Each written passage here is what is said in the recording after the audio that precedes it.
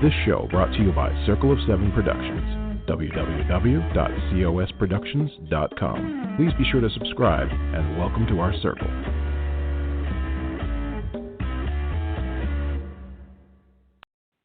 Well, hello, everybody. This is Readers Entertainment Radio, and my dog has been completely silent until I come on the radio, of course, because now there's a squirrel outside. Hold on one second. Yes, there it is. Go, go. Okay. It is Thursday in November 14th, and if you didn't know this, Bands of America is having a massive competition this weekend in Indianapolis as well as Utah. So I really appreciate all the hard work all those kids are doing, and congratulations for getting there, and good luck, everyone. Have an amazing, amazing week. But for us, we are going to have an amazing time here because we're going to talk to one of my favorite people in the world, author Rich Amooi. And I found him years ago when I was just kind of wandering through my Kindle and my, Amazon. But he writes fabulous romantic comedies, and then I've had the pleasure of getting to talk to him in person several times at some conferences. So today we're going to talk to the author of all sorts of fun books, like It's Not PMS, It's You, Dying to Meet You, There's Something About a Cowboy, Madam Love Actually, and all sorts of other fun rom-com that you will want to download to your Kindle immediately. So welcome to the show, Rich Amooi. How are you, my dear? Thank you. How are you doing? I'm good. The dog's outside now. It's 40 degrees and raining, and she's just insistent that the weather has changed from the last 10 minutes. Now that it's sunny and your kind of weather. So It is not. she's a dog. It's I don't know if you ever read that book Door into Summer by Richard Heinlein.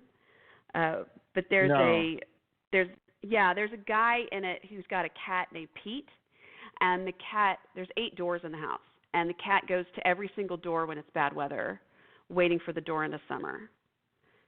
So, yeah, so that's what she does all day. Dogs will be dogs.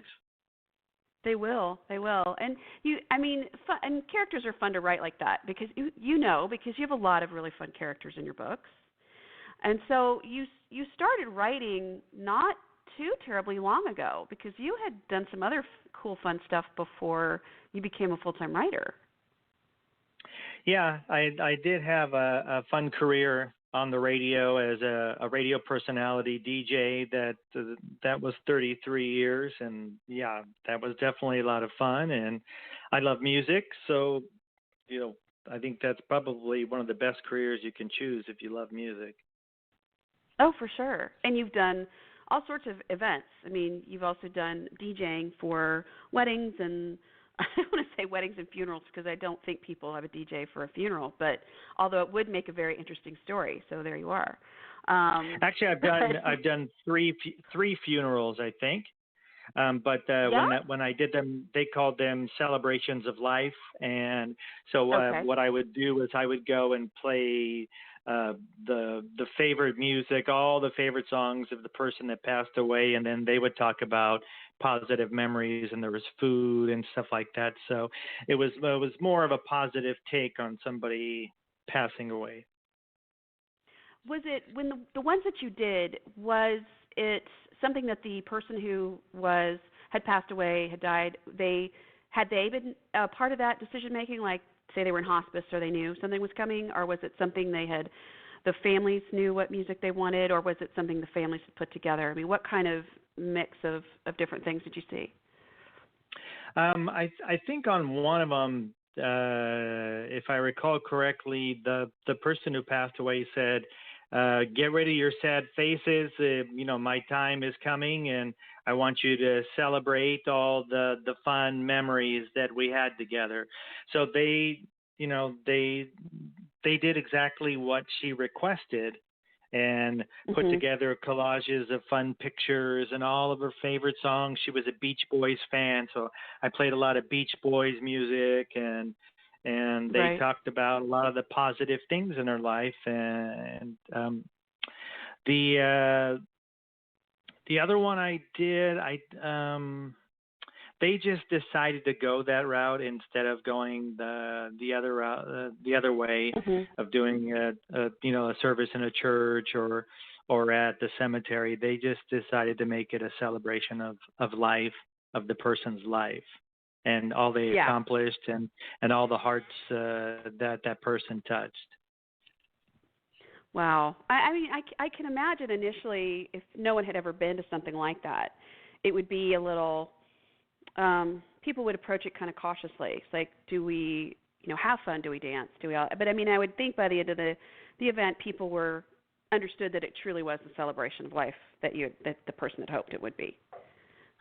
Yeah, I mean that's what the most people wish for, is that when they leave this earth, they want people to continue being happy and going on with their lives. And it is a little bit different here than my wife Sylvie, who is from Spain. Over there, they take care of the deed of saying goodbye to the person within 24 hours.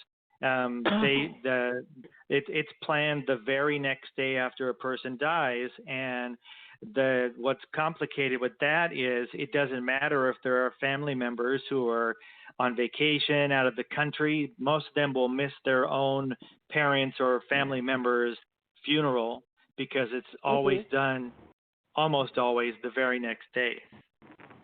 Wow. Is that just culturally, or is it religiously, or is it's cultural. I don't know if if it is religious in nature as well, but we were on vacation in Spain going to see some sight, and then one of my father-in-law's best friends passed away, and we had to cut the trip short and head back immediately so we could be there the very next day for that. Now, I think things are changing over there now, and it's not always the case, but I know we just happened to talk about this recently, and but they're doing things a little bit different now. Like even Halloween is catching on over there now. Oh wow. And I'm sure you probably DJ'd a few Halloween parties or events as well. Oh yeah, definitely. And that's one thing I've thought about doing, is writing a Halloween romantic comedy at some point. But I have so many ideas. I think I have a Word document with things that I want to write, and I think I have it up to. Well, it's right here on my desktop. I can tell you, I have 46 ideas for romantic comedies that are on here on this list. And so, yeah, lots of things to write. I need to write faster. Yeah, I think I was talking to my daughter the other day, and she said, boy, if I had a magic wand, I would help you get all of your work done, like all of your ideas. And I just thought, it's just endless, because we all do it. We find, that would be a good story, and that would be a good story. It's just like trying to read everything in the bookstore in one day. You just can't. Yeah, one of my author friends just came up with a pretty good idea for me. Day before yesterday, I was talking about one of the hardest things for me is to plot a book, to do the outlining, to kind of dig in deep, and I need it when I'm writing. I can't. When I wrote some short stories, it was easy for me to pants it and without an outline, and I was okay. But when I'm writing 70 or 80,000 words, I definitely need an outline or I'll go crazy. And one of my author friends came up with an idea a couple of days ago, because I really, really suck at writing outlines. It takes me forever, and it's just a waste of time for me. I wish I could write them faster. So she came up with the idea of like getting my wife to write the outline for me, and then I can just sit down and write. And I thought, oh wow, hey, or I can even find somebody. I give them the idea of my story and have them write the outline for me, and then I just sit down and write. I said, hey, this is not a bad idea at all. Yeah. Or even you could dictate to yourself an outline idea, and then maybe somebody could like throw down the main points of it, or just write it out. That's a possibility. Yeah. Yeah, I think the thing that has been the fastest for me is when I get to brainstorm with other authors, which doesn't happen too Yes. often. In fact, I Mhm. just saw on Facebook today an author friend was taking off for 3 days to go, and she does a plotting weekend with other authors, and what they do is they Mhm. plot their next two or three books together over the weekend. They help one author, and then if there are three authors, by the time the weekend is over, they have their next three books plotted for all three authors. And I Right. love this idea, but I just don't. I have the time, but I don't have author friends who have the time and energy to do something like that. But I would love to do that. Yeah, I've talked to several friends of mine as well that they go off for long weekends and they all leave with the next. I mean, their entire next year's slate is full, so they already know what they're going to write their next 3 or 4 books, or even a series. They plotted it out. So yeah, it's sounds fantastic. But you're right, because brainstorming with others, I think we tend to not stay in the bubble as much when we're brainstorming with others, that we don't have to necessarily explain why we're writing what we're writing. It helps to know that, okay, we all know this is fiction, so nobody needs to worry about my search history, and I can just Yeah. throw it all out there. And it's fun because some of your friends will come up with some really weird stuff too, and you're like, oh wow, I didn't even think about that, and take it in fun Oh directions. yeah, So definitely. you're right. When you're banging the ideas back and forth between two or three or four people, it's amazing what they can come up with to help you. And I love brainstorming with other authors. I wish I could do it more. Well, I know that that's like the conferences that we all tend to go to, whether they're the large ones or the small ones. I think that's one of the best reasons to go, because I know when I first started, it's like, well, why would you go to a writers' conference? You can buy the book on plotting or deep POV and all that. But I think this is the stuff that you can't really, you can't get out of a book, to brainstorm with others and be around like minds. It makes a difference. Oh yeah, yeah. Because I've read 3 or 4 or 5 or 6 of those plotting and outlining books, and I read them, and they say 10, 15 simple steps to plotting your next book, and I've read so many of those things, and it really they don't help me that much. I Mhm. need to bounce ideas back and forth, and I just come up with them. So I'm Mhm. not that analytical like in some of the books where they tell you to analyze this and then come up with this. My brain doesn't work that way. Mhm. Mhm. But in your latest book, and the title is funny as well as the cover is great. It's not PMS, it's you. Tell me about this story. I just wanted to write a story about a confident woman who doesn't take any crap from men. And when she walks into the room, she's got her head up, and she just, she's not scared of anything at all. And I just wanted to put some men in their place as well. And I just Nice. thought it would be a lot of fun to take a powerful woman and just let her go and do what she's good at, and not let anything stand in her way, and and then throw a little curveball at her, that a near death experience, and now she's starting Mhm. to think, yeah, she's a high powered career woman who's about to be managing partner, but by putting her career number one over everything, she doesn't have love. She hasn't had love, and now she's thinking, after the near death experience, that she's smart enough to have both. And then she goes on a mission. Mhm. She puts together a business plan to meet the perfect man.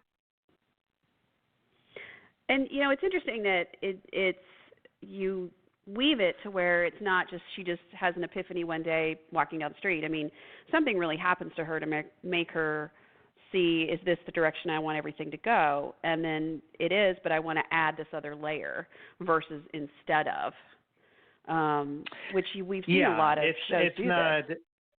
Yeah, she does not have any intention of giving up her high-powered career at all. She just thinks, I don't want to live and die alone. And I'm smart enough. I have an MBA from UCLA. I've gotten this far in my career. I'm smart enough to figure out how to make that happen.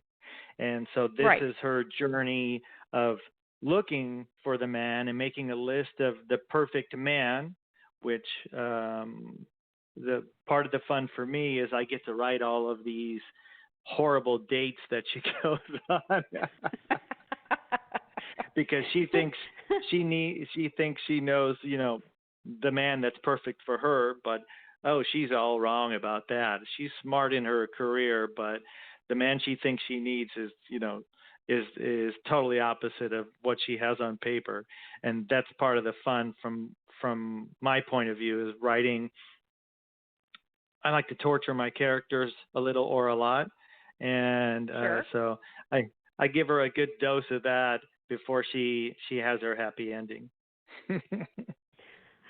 Well, I love that you always have, even in all of your books, you always have a really nice balance of power between the hero and heroine. It's not one's waiting to be rescued or an apathetic character. I mean, they're both invested in their lives for sure, and then they're also invested in each other by the end of your stories.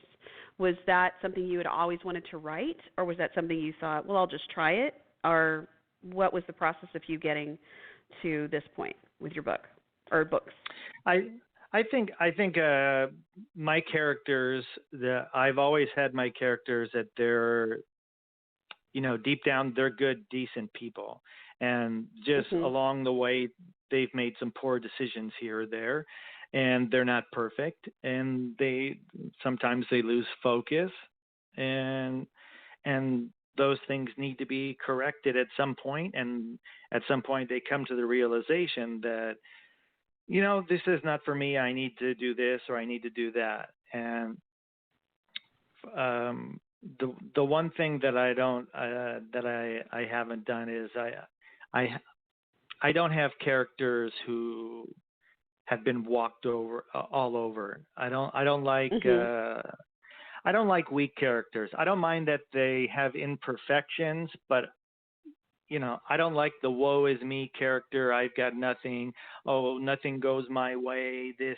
I've never been into that type of a character.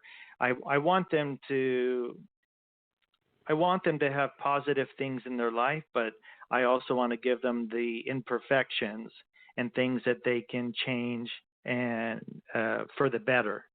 And along the way, typically what happens is the person they meet is the one that helps them make a change or makes them realize that, hey, I've been doing this all wrong and I need to fix that. Right. And it may have been a flaw that they were well aware of before. They're just not, it's kind of why change now type thing. And then you find something. I mean, we all do this. Okay, well, fine, I'll put the toothpaste cap back on, and I'll, I won't. There's just all these little things that we do when we get with the person we want to be with, but it doesn't change who we are, innately who we are. So I like that you let them be who they are.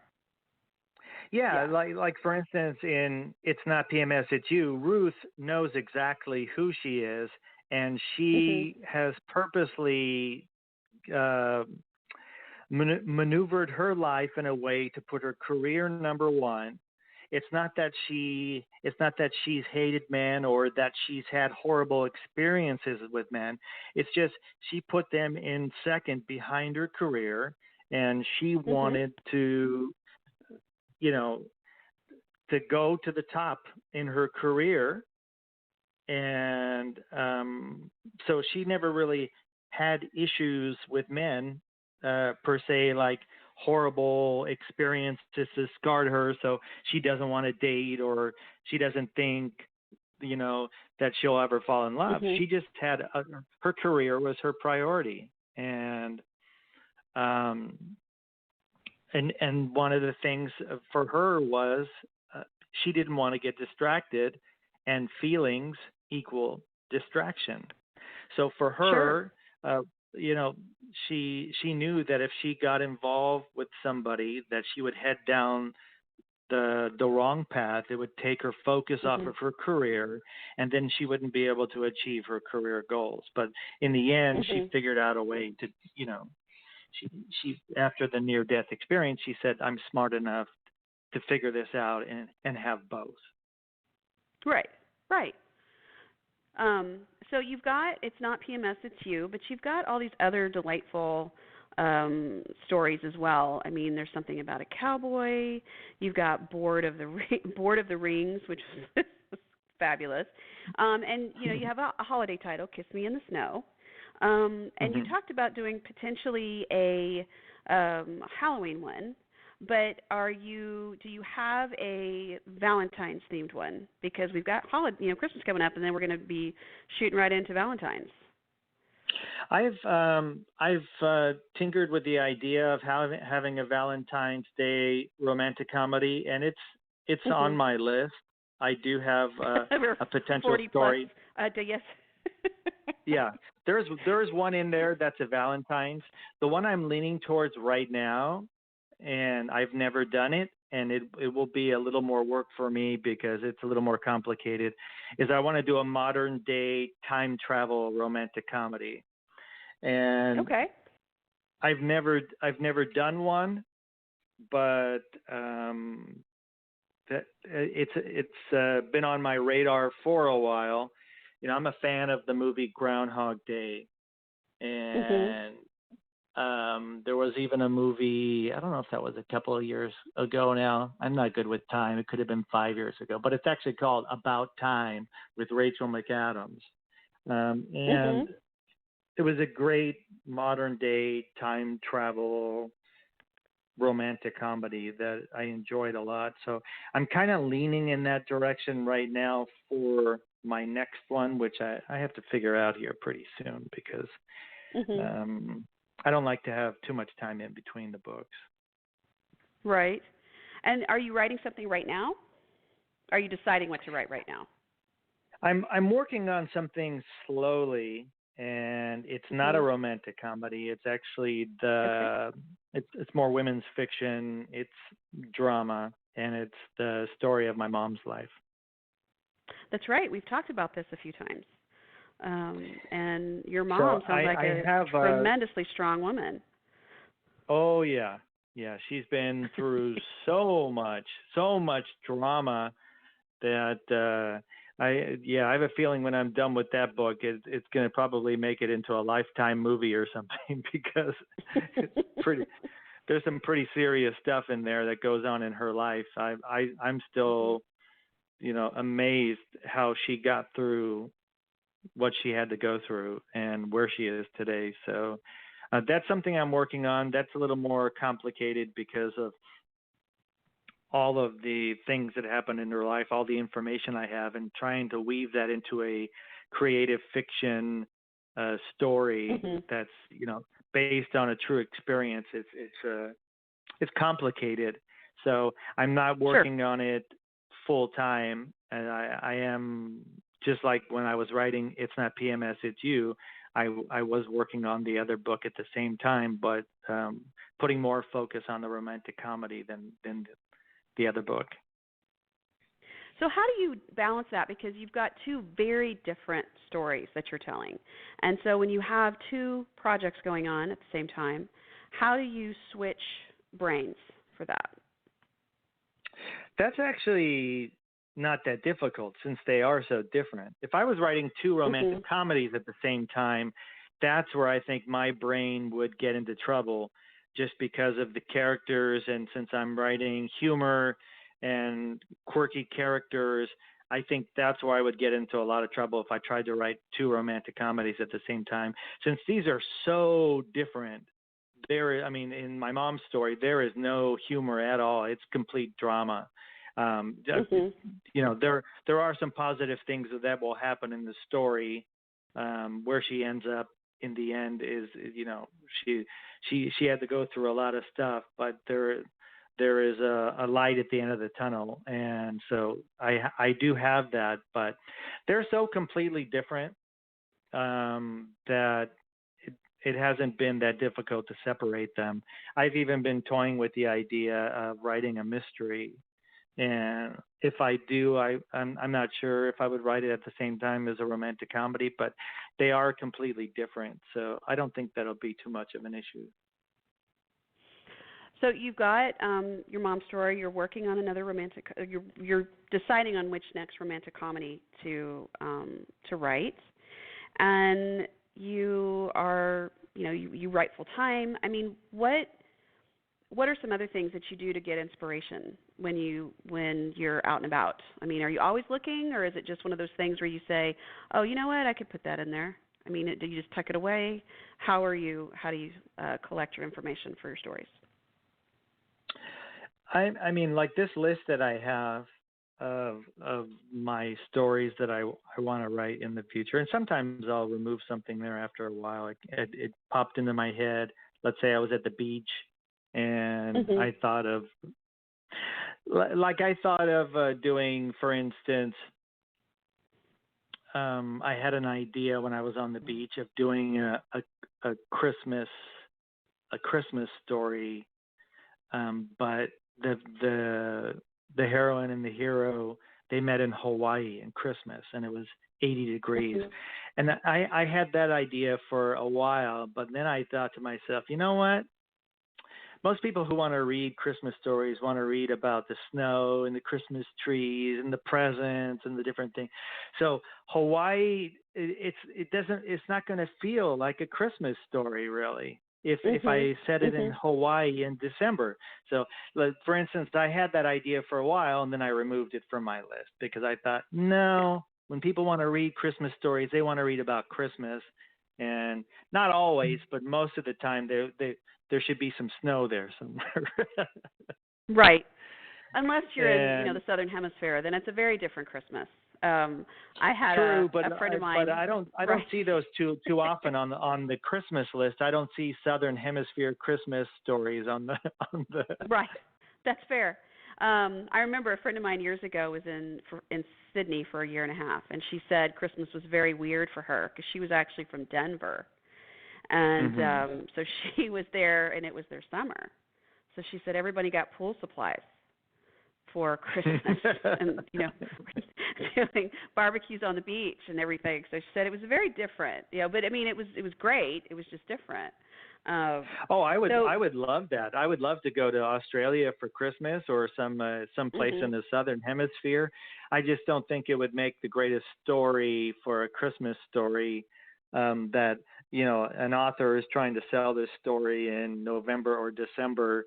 I don't know. I mean, obviously, I'm not an expert on marketing that kind of thing, but I'll give you an example. Last year, since we live in San Diego, last year on Christmas Day, we were on the beach here in San Diego, and I was in my shorts and my short sleeve shirt and my sandals, and it was I think it was that last year or the year before? I can't remember, but it was almost 80 degrees, and we were on the beach, and we loved it. We had our Santa stockings on our heads, and we were taking selfies on Christmas Day on the beach, and absolutely loved it. I just don't know if that will make the greatest romantic comedy or story, but we enjoyed it. I don't know. Yeah, I mean, beaches are always a great place for rom-coms, and so, I mean, and speaking of that, hold on, the dog has to go back outside now. Okay, there she goes. It was definitely a squirrel this time. But with you writing rom-coms, you always have liked romantic comedies growing up and into your adult life. Yeah. Was that your movie of choice? So tell me Absolutely, it still is, and even go ahead. If you can, tell me your top 5 favorites. My top 5 favorite rom-coms? Rom-com movies, yeah. Oh, man. this is not good. How can you do this to me? There are way too many. Okay, I'll give you some of my favorites, and I'm not going to put them in any particular order, but I'll give you some of my favorites. Okay. More recently, in the last 5 or 6 years, I would say The Proposal with Ryan Reynolds and Sandra Bullock is. I think we've seen it probably 5 times in the last 5 years, I'm guessing. Notting Hill is always near the top of my list. Okay. You've Got Mail. While You Were Sleeping, another Sandra Bullock movie. Right. Love that movie. Serendipity, John Cusack. Love that movie. Even The American President. Although I wouldn't. It's kind of on the border. They call it a romantic comedy. There's humor in it, but it's not like really strong humor. But that was such a great movie. And it was. Yeah. And to going back further, When Harry Met Sally, of course. Runaway Bride. Most of the Julia Roberts movies of the past, I was a big fan of those. Love Actually. Yeah. Meet the Parents was such a great movie. So funny. One of the movies that surprised me that I've talked to several people about it, and they're like, "That's not a romantic comedy." I'm like, "But it is a romantic comedy." Is Red. Red. Is that the Morgan Freeman one? That's Morgan Freeman, Bruce Willis, Mary Louise Parker, Helen Mirren. Who was the other gentleman? He played in X-Men. He was Stryker, like the older gentleman, Stryker. And who else? Anyway, it's Bruce Willis's character is completely in love with Mary Louise Parker, and he's a retired special ops, and he keeps calling because she's in the help center for his checks, because since he worked for the government, and he's like, "My check didn't come," and we see him burning his check. She's like, "Oh, again?" And so they've established this relationship back and forth over the phone, and then someone puts a hit out on him.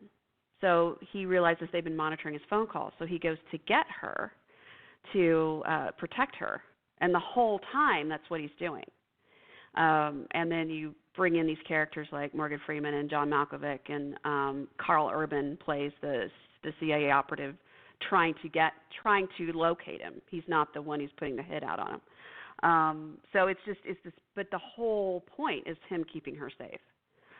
And she's just one of those people that's super bored. Yeah. And it was just absolutely adorable. I don't know if I ever saw that one. Yeah, and it's funny. It is so funny. There's a point where she's meeting all his friends, all of whom have been hired killers and done all this crazy stuff, and they finally meet Helen Mirren, and she says, "Are you here to kill me?" He's like, "No," and because he's been wounded, and so he goes to her for help, and Mary Louise Parker's is like, "What do you do?" She's like, Helen Mirren says, "I kill people, dear," and she's like, "Oh, okay." It's like by now it's just what it is, that's the life. But she's been reading these fantastical, crazy romance novels, and so she's just like, my life is incredibly boring, and I'm just reading these stupid books for any sort of excitement in my life, and then here he comes. So it's just so much fun, such a fun movie. So definitely, if you haven't watched it, but it's a romantic comedy. I'll have to check it out. I don't think I ever saw it. I'll have to check it out. Yeah, it's pretty cute. And then, of course, your classics, Romancing the Stone is another great one. And oh gosh, there's so many different movies that just every time they're on, I'm like, oh God, no, I can't go to sleep. So,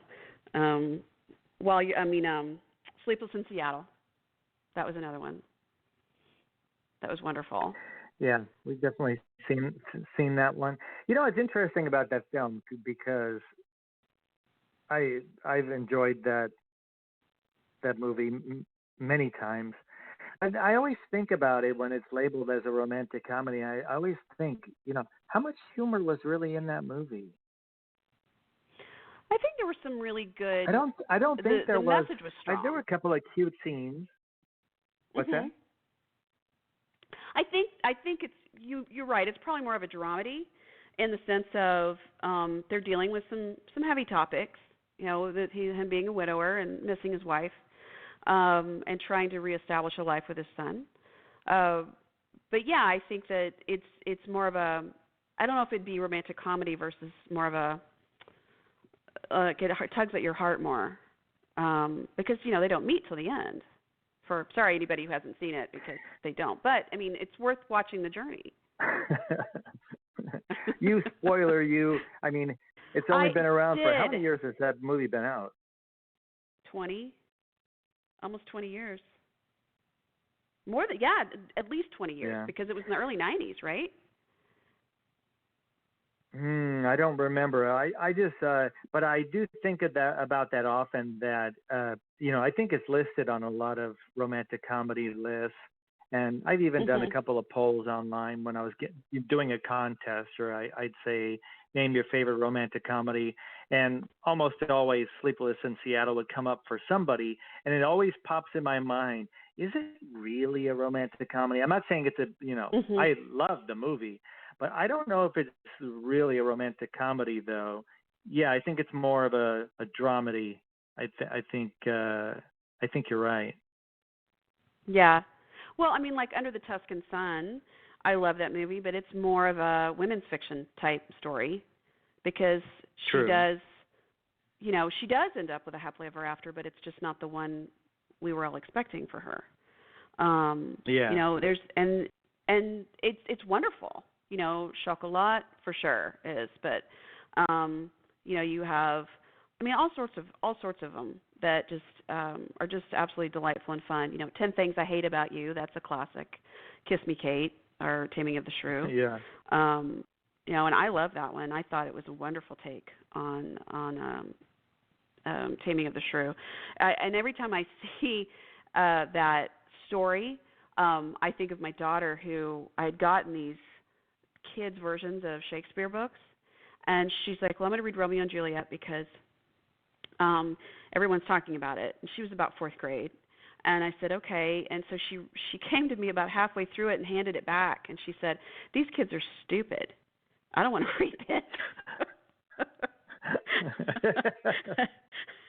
And I said, okay, that's fair. And she said, can I have a different one? And so I gave her Taming of the Shrew. And I said, these are modern day adaptations of this story. She liked it much better. Obviously, a lot less people died in Taming of the Shrew. But they were pretty rotten to each other. But the time period was such a it's kind of how it went, I guess.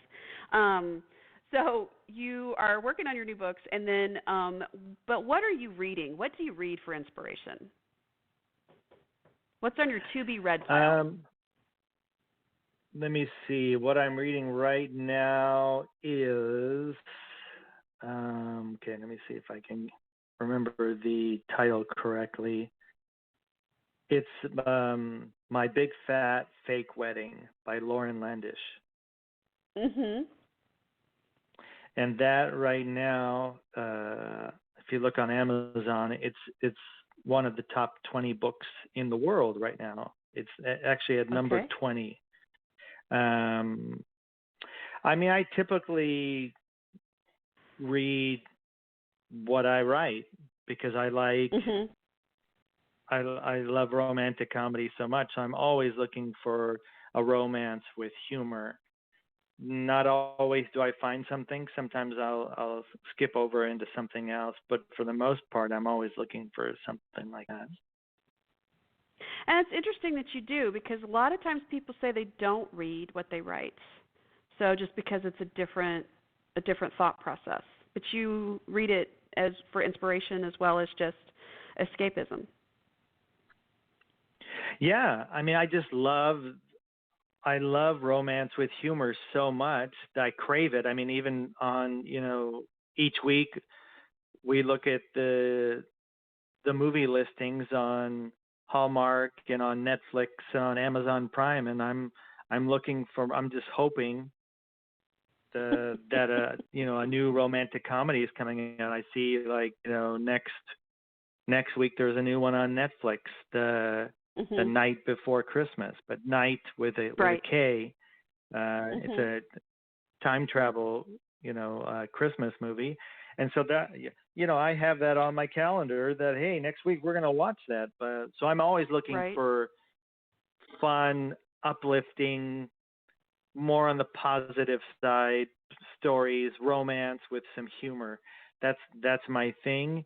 And I have an author friend who writes cozy mysteries, and some people have told me that I should write them because they're a lot of fun and they have a lot of humor, and she does very well with them. And I asked her if she could recommend some of her favorite cozy mysteries that I could check out. And she said, "Oh God, I don't read them." I won't even go close. I won't ever read a book in my genre. Because it's too, she says she gets too much in her head and it's too much of a distraction. And then she starts comparing her books to other books in the same genre. So she has never read, she writes cozy mysteries full time, but have never read a cozy mystery before. And she does really well. Oh, wow. But it's funny. Wow. Huh. Well, I mean, everybody's got their own method to their madness. So, yeah, I could see people doing that. But if you do need lists of cozy mysteries, I can send you a few. And whoever's listening, throw down your cozy, because Rich is looking for cozy mysteries to do some research on, to see if we can, see if he wants to venture into that genre there. So, so will you be going to? I've had a few authors mentioned that I should try getting into that. They said I would be good at it, but I don't know too much about it. I know that usually in the first chapter there's a body somewhere, and then the amateur sleuth has to solve the crime. But I'll have to read a few and check it out. There's some delightful ones I actually had on a TV book segment a couple of months ago. It was October's. That talked about a whole list of them, and they were themed. So, like, you had blueberry cobbler mystery, and then you had one that was like cafe mocha, and it's just really fun to see the different themes that people throw in there, and it just kind of tie it all together. So one was set in a bookstore, and one was set in a coffee shop and a bakery, and you had all these really fun ones. Source Books has a ton of them as well, with different authors. So there's a lot to read. So I have no doubt that you will find plenty of material to do your research with. Cool. Yay. Well, I wanted to thank you so much for coming and seeing us today and talking to us about your stuff. And I cannot wait until your next release. It will be a lot of fun. Do you think it'll be probably by summer for next year? It'll be before that. I'm hoping I'll have another release by March or April. We'll see. Okay, wonderful. Well, if you're looking for Rich, he is online at RichAmooi.com. He is also on Facebook and Twitter, and you can find him there and ask him about his books and ask him about what's coming up. And he's got a newsletter and all sorts of really cool, fun stuff, as well as all of that is in the links. The links are in the write-up of the show today. So thank you again, Rich, for coming and talking to us. Thanks, Patricia. Always a pleasure talking with you. Absolutely. We'll see you soon. Everybody, keep on reading. This show brought to you by Circle of Seven Productions, www.cosproductions.com. Please be sure to subscribe and welcome to our circle.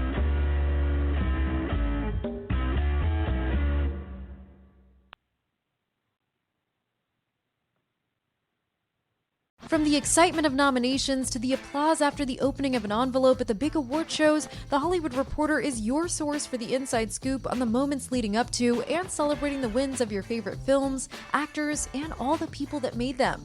Follow the race at HollywoodReporter.com for predictions, reviews, and voters. Check out the THR Awards Hub for everything you need for award season coverage. Visit THR.com today and subscribe to our newsletters so you don't miss a beat. How to have fun, anytime, anywhere. Step 1. Go to ChumbaCasino.com. ChumbaCasino.com. Got it. Step 2. Collect your welcome bonus. Come to Papa welcome bonus. Step 3. Play hundreds of casino-style games for free. That's a lot of games. All for free? Step 4. Unleash your excitement. Woohoo! Chumba Casino has been delivering thrills for over a decade. So claim your free welcome bonus now and live the Chumba life. Visit ChumbaCasino.com. VGW Group. No purchase necessary. Void where prohibited by law. See terms and conditions. 18+.